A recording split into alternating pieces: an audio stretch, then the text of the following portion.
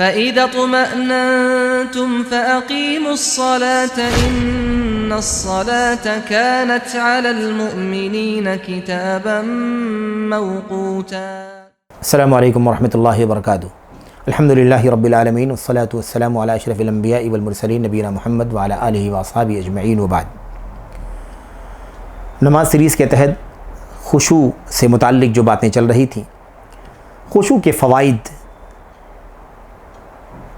चंद फ़वाइद का तज़किरा इससे पहले आपके सामने किया गया। मज़ीद चंद बातें यहाँ अर्ज़ की जा रही हैं।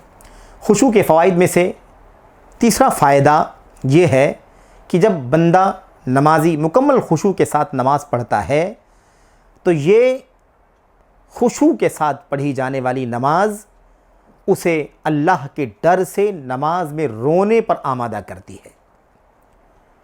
खुशू के साथ नमाज़ पढ़ने वाला अल्लाह तबारक व तआला के खौफ से रोता है, अल्लाह की खशियत से अल्लाह के सामने आंसू बहाता है। अल्लाह तबारक व तआला उसे खुशू की बरकतों से, अपनी खशियत से डरने, अपनी खशियत से, अपनी खौफ से, डर से उसे रोने की तौफीक अता फरमाता है। बहुत बड़ी फजीलत है मेरे भाइयों। नमाज की हालत में नबी करीम सल्लल्लाहु अलैहि वसल्लम रोया करते थे। इसकी मिसालें गुजर चुकी हैं और बहुत सारी मिसालें। यहाँ गौर करने की बात यह है कि इंसान खुशू के साथ नमाज पढ़ेगा तो अल्लाह के खौफ से, अल्लाह की खशियत से अल्लाह के सामने रोएगा। और ये डर किस बात का? जहन्नम में दाखिल न कर दिए जाएं, जन्नत से महरूम न कर दिए जाएं, इसकी लालच होगी। जन्नत में दाखिल होने की कोशिश, जहन्नम से निजात की कोशिश। मेरे भाइयों, अल्लाह तबारक व तआला बंदे को इसकी तौफीक अता फरमाएगा। अल्लाह के नबी अलैहिस्सलातु वस्सलाम ने फरमाया था, ला यलिजुन्नार रजुलुन बका मिन खशियतिल्लाह हत्ता यऊदल लबनु फिद्दरा। कई अल्फाज में ये माना अल्लाह के नबी की हदीसों में आया हुआ है, वला यज्तमिउ गुबारुन फी सबीलिल्लाह व दुखानु जहन्नम। अल्लाह के नबी अलैहिस्सलातु वस्सलाम ने फरमाया, हरगिज़ वो शख्स जहन्नम में दाखिल नहीं हो सकता जो अल्लाह के खौफ से, अल्लाह के डर से रोता हो। अल्लाह के डर से जो शख्स रोएगा वो जहन्नम में दाखिल नहीं होगा। यहाँ तक कि अल्लाह के नबी ने फरमाया, यहाँ तक कि दूध थन में वापस लौट जाए। यानी जैसे दूध थन में वापस नहीं लौट सकता, ऐसे ही वो शख्स जहन्नम में दाखिल नहीं हो सकता जो अल्लाह के खौफ से रोता हो। ऐसे ही अल्लाह के नबी ने फरमाया, नंबर 2, जो जहन्नम में दाखिल नहीं होगा, आप अलैहिस्सलातु वस्सलाम ने फरमाया, वला यज्तमिउ गुबारुन फी सबीलिल्लाह व दुखानु जहन्नम।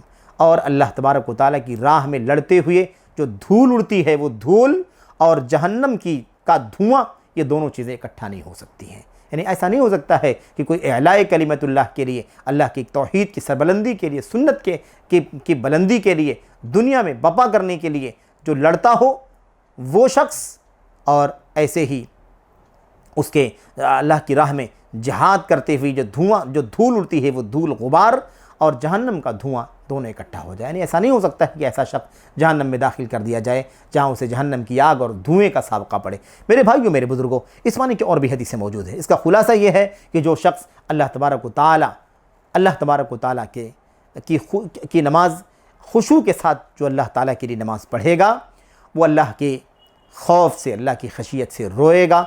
और जब अल्लाह के खौफ से रोएगा तो अल्लाह तबारक व तआला उसके ऊपर जहन्नम को हराम कर देगा, वो जहन्नम में दाखिल नहीं होगा। बहरहाल इस हवाले से और भी बहुत सारी बातें हैं। इस सिलसिले में नबी करीम सल्लल्लाहु अलैहि वसल्लम की वो एक हदीस भी बहुत मशहूर है, जिसमें अल्लाह के नबी ने फरमाया था, 7 किस्म के लोगों को अल्लाह क़यामत के दिन अपने अर्श के साए में जगह देगा, जिस दिन कोई साया नहीं होगा। उसमें अल्लाह के नबी अलैहि सल्लम ने फरमाया था, वरजुलुन ज़करल्लाह खालियन फ़फ़ाज़त ऐना।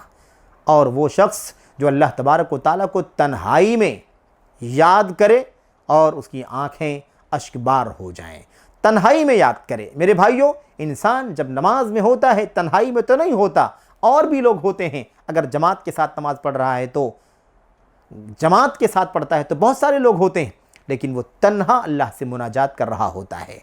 वो मुनाजात में, सरगोशी में अल्लाह के साथ अकेला होता है। ऐसी सूरत में अल्लाह तबारक व तआला अगर उसे आँखों से आंसू बहाने की तौफीक देता है तो उसके ऊपर जन्नत वाजिब है। अल्लाह तबारक व तआला उसे अर्श के साए में जगह देगा और ऐसे शख्स पर जहन्नम हराम है। बहरहाल, लेकिन याद रहे यहाँ पर कि रोना अल्लाह के खौफ से होना चाहिए, अल्लाह के डर से होना चाहिए। जहन्नम से बचने के लिए होना चाहिए, अल्लाह के अज़ाब से नजात के लिए होना चाहिए। ये दिखावे के लिए नहीं होना चाहिए, बल्कि गुनाहों पर गौर करने की वजह से होना चाहिए, फ़िक्र करने की वजह से होना चाहिए। ऐसे ही जो कोताहियाँ उससे हो रही हैं उसके बारे में फ़िक्रमंदी की वजह से ये रोना चाहिए, ये आँखों से आंसू जारी होना चाहिए। ऐसे ही अल्लाह के अज़ाब और सारी चीज़ें, बहरहाल अल्लाह तबारक व तआला की आज़मत, अल्लाह की हैबत, अल्लाह का जलाल, ये सारी चीज़ें महसूस करके इंसान अल्लाह के सामने रोएगा। मेरे भाइयों, कहने का मतलब ये है कि जब इंसान खुशू के साथ नमाज़ पढ़ेगा तो ये उसे फ़ायदा हासिल होगा कि अल्लाह के डर के मारे वो रोएगा, और रोएगा तो उसे जन्नत हासिल होगी, वो जहन्नम से आज़ाद कर दिया जाएगा।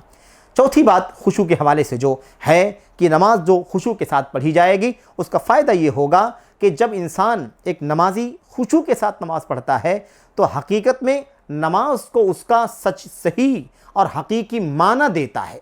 हकीकत यही है मेरे भाइयों कि नमाज को खुशू के साथ पढ़ा जाए, क्योंकि नमाज एक अल्लाह तबारक व तआला से तन्हाई में मुनाजात का काम है, अल्लाह से सरगोशी का काम है। अगर वो गाफिल होकर के अल्लाह के सामने खड़ा रहे और दिल मुतवज्जिह ना हो, ज़ाहिर के साथ बातिन के साथ अल्लाह से वो न वाबस्ता हो, तो इसका मतलब ये होगा कि रिवायती तौर पर, आदत के तौर पर, एक रूटीन के तौर पर खड़ा है। तो ये नमाज का हकीकी माना तो नहीं है कि कोई आदमी खड़ा हो गया, कोई आदमी क़याम कर रहा है, झुक रहा है, सजदे में जा रहा है, ये माना तो नमाज का नहीं है। नमाज का हकीकी माना यही है कि बंदा अल्लाह के सामने खड़ा है तो उससे सरगोशी कर रहा है, मुनाजात कर रहा है, और यही अल्लाह तबारक व तआला की नमाज का सच्चा माना है। पांचवी चीज़ जो है नमाज में खुशू के फ़वाइद के हवाले से वो ये है कि नमाज में जब इंसान खुशू के साथ होता है तो ये नमाज, खुशू के साथ नमाज पढ़ना क़यामत के दिन बंदे के लिए अल्लाह के सामने खड़े होने को आसान कर देगी। ये खुशू के साथ पढ़ी गई नमाज बंदे के लिए अल्लाह के सामने क़यामत के दिन खड़े होने के मसले को आसान कर देगी। वो अल्लाह तबारक व तआला के सामने खड़े होने की जुर्रत कर सकेगा, क्योंकि जो इस दुनिया में अल्लाह के सामने खुशू के साथ, इलाहियत के साथ, तवज्जो के साथ खड़े हो रहा है, अल्लाह उसे इसकी तौफ़ीक़ अता फरमा रहा है। कल क़यामत के दिन उसे इसकी तौफ़ीक़ मिलेगी कि अल्लाह के सामने खड़े हो सके। मेरे भाइयों, इस बात को इमाम इब्नुल क़य्यिम रहमतुल्लाहि अलैह ने बहुत ही अच्छे अंदाज़ में बयान फरमाया है। वो कहते हैं कि अल्लाह तबारक व तआला के सामने बंदे का जो खड़े होने का मसला है, अल्लाह के सामने बंदे के जो खड़े होने का मसला है, उसकी दो किस्में हैं। दो तरह का वकूफ़ है, दो तरह का क़याम है जो बंदा अल्लाह के सामने करता है। एक क़याम तो वो है जो अल्लाह तबारक व तआला के सामने बंदा नमाज में करता है, यानी जो बंदा नमाज में अल्लाह के सामने खड़े होता है, एक ये क़याम है, ये वकूफ़ है। और दूसरा वो क़याम है, वो वकूफ़ है जो कल क़यामत के दिन बंदा अल्लाह तबारक व तआला के सामने खड़ा होगा। ये दोनों क़याम हैं जो एक बंदा अल्लाह के सामने करता है। कहते हैं जिसके लिए इस दुनिया में अल्लाह के सामने नमाज में खुशू के साथ खड़े होना आसान है, उसके लिए कल क़यामत के दिन अल्लाह के सामने खड़ा होना आसान है। जिसने उसको अहमियत दी है उसके लिए कल क़यामत के दिन आसान हो जाएगा। और इसके बिल्कुल बरअक्स जिसने अल्लाह के सामने इस दुनिया में खुशू के साथ खड़े होने का मजाक उड़ाया है या उस सिलसिले में बेतवज्जुही का सबूत दिया है, कल क़यामत के दिन अल्लाह के तबारक व तआला के सामने उसके पैर लरज़ रहे होंगे, वह अल्लाह के सामने खड़े होने की जुर्रत नहीं कर सकेगा। तो ये है, अल्लाह तबारक व तआला के सामने बंदे को अल्लाह की तरफ से खड़े होने की तौफ़ीक़ मिलती है। इसका फ़ायदा ये होगा कि कल क़यामत के दिन बंदा आसानी से अल्लाह के सामने खड़ा हो सकेगा।